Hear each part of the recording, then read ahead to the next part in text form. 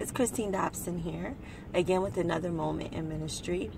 It's funny, this year I turned 40 years old, and I thought that I was actually going to be a little bit devastated because I can kind of remember when I turned 30, I stayed in the bed the entire day with the covers over my head crying because I was no longer in my 20s.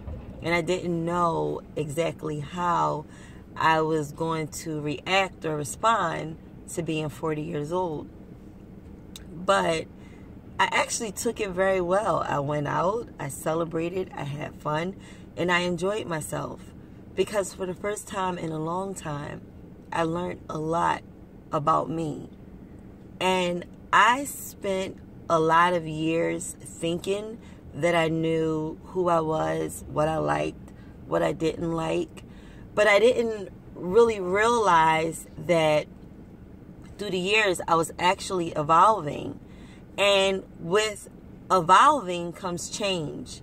And I didn't realize that my favorite color had changed, that my favorite hairstyle had changed, that my favorite look had changed. I just was going off of the little girl that I was before. I just thought that, the person that I had got to know from years ago, that I still was. And I just wasn't.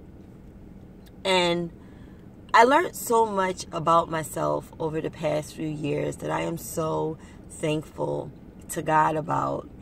And one of the things that I've learned was how to love myself. Now, it might seem like that's something that no one would have a problem with and that no one would struggle with doing that. But I can't speak for everyone else. I can only speak for myself. And I can tell you that one of my biggest issues was learning to love myself. And an even bigger issue than that was I didn't even know that it was an issue or a problem that I had. But I came to this realization a little while ago because I didn't realize when I was 15 and I fell in love and I thought that I met the man of my dreams and the man that was going to sweep me off my feet and that I was going to be with for the rest of my life. I didn't realize that I was looking for something to replace a void that was there. My biological father was not there for me.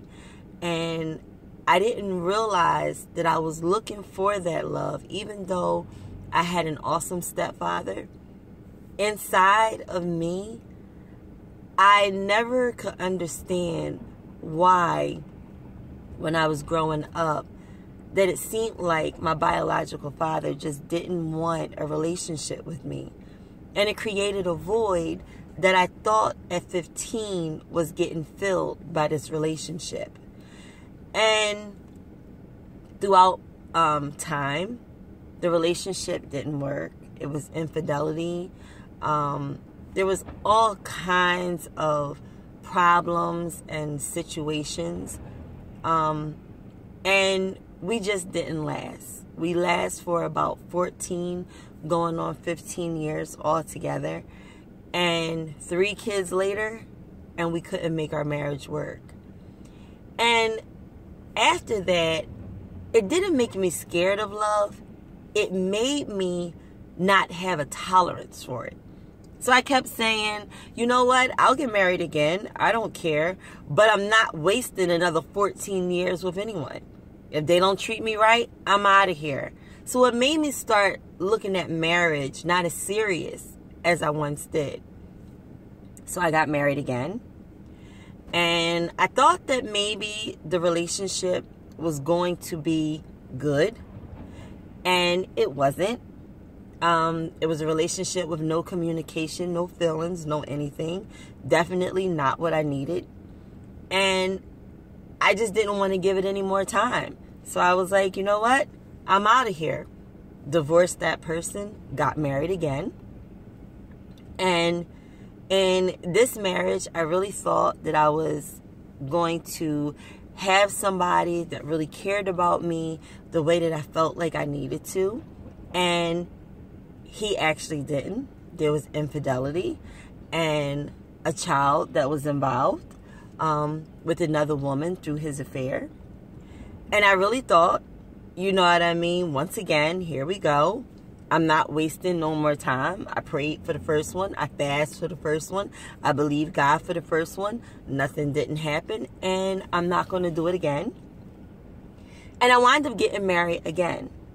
This time, it was a little bit different because in the marriage that I am currently in, I had a husband who was searching and who was exploring a way to the Lord. And I thought that I was there, you know, and I can help him and I could guide him, because at that point, after the baby and everything of my previous marriage, I really began to develop a strong relationship with the Most High. And I finally just started looking at God instead of looking to people. So by the time he found me, I actually was a much stronger and a much better person. Still didn't have that much trust yet in love, but I was beginning to trust God, and it was helping me to really get to see who I was. And I thank God for my husband, because he actually was a man who was a man. He went to work every day. He did what he was supposed to do. When it was problems, he fixed them, you know, and I really didn't have to invest too much time being the man and the woman for once. So I was actually able to really get to know who I was, the lace that was on the inside, the silk that was on the inside, the broken girl with the pigtails that was on the inside. And I really began to get a much stronger relationship with the Lord, because as he was digging, I picked up a shovel and I dig too. And I began to even go deeper and have a much more deeper relationship with the Most High. And having that relationship with the Most High also allowed me to begin to look at myself, and the things that were not good, I was allowing the Lord to take out. And I was beginning really to see everywhere where there was issues in my life that needed to be fixed. And the most interesting thing happened. I didn't realize that for all of those years, I didn't love myself. And I was looking for other people to love me the way that I wanted to be loved. And they couldn't. Because I can't expect someone to love me in lieu of me loving myself. And I didn't realize that till I met the wonderful man that I am married to today. I didn't realize that until I really began to take an examination with myself. And that only came through finding out who God was, so that I can find out who I'm supposed to be in him, and getting serious about the Most High and doing everything that the Most High required of me. It allowed me to really take a really good look at myself. And today, at 40, I find that I love myself. I love myself through all my mistakes because I understand them better. I forgive myself for my first marriage not working. I forgive myself for my second marriage not working. I forgive myself for any of my marriages not working.